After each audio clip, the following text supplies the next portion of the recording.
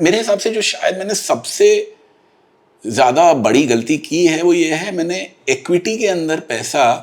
डाला, कंसिस्टेंटली डाला, बट कम डाला क्योंकि मेरे को डर लगा रहता था। मतलब कम तो हमेशा आपने, मान लो आपके पास 100 रुपए हैं, आपने 80 रुपए डाले होंगे इक्विटी में, एंड इक्विटी बहुत बढ़ गया, तब भी आपको लगेगा ना कि यार मैं वो 20 रुपए डाल देता तो वो भी बढ़ जाता। हाँ, सो मैं वही बोल रहा हूँ, तो मैंने, मेरे पास में जब 100 रुपए थे तो मैंने हमेशा 50, 55, 60, 65 इतने ही डाले, और मेरे हिसाब से शायद मुझे 80 डालने चाहिए थे क्योंकि मैं कमा रहा था। भाई अगर ये पैसा मेरा डूब भी जाता और थोड़ा कम भी हो जाता तो मैं वापस कमा के उसको कॉम्पनसेट कर सकता था। आज की डेट में मैं 80% पैसा, 90% पैसा इक्विटी में लगाने का रिस्क ले ही नहीं सकता हूं, क्योंकि अगर ये डूब गया तो भैया मेरा खाने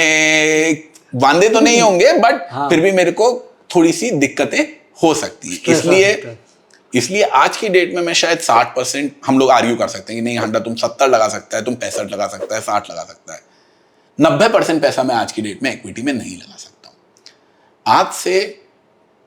7-8 साल पहले मैं आराम से अपना 90% पैसा इक्विटी के अंदर लगा सकता था क्योंकि मेरी अच्छी खासी कमाई हो रही थी, मेरी वाइफ भी अर्न कर रही थी, सब कुछ अच्छा चल रहा था, हम लोगों की सेविंग्स भी हो गई थी, हम लोगों का अपना घर भी था। बट तब भी मैंने कभी भी 90% पैसा अपना इक्विटी में नहीं लगाया, हमेशा 50-60% के बीच में ही रहा। अब बहुत सारे लोगों से मैं बात करता हूं, उनका तो 50-60 क्या, उनका तो 20-25% भी नहीं रहता है, या वो लोगों ने घर ले लिया होता है और सारा पैसा उनका ईएमआई के अंदर ही जा रहा होता है। तो I will say even at 50-60% I might be in the top 5-10% of जिनको मैं जानता हूं, जो कि अरे तुमने 50-60% तो लगा रखा है, मैं तो 15 पे हूं, मैं तो 20 पे हूं, मैं तो 25 पे हूं।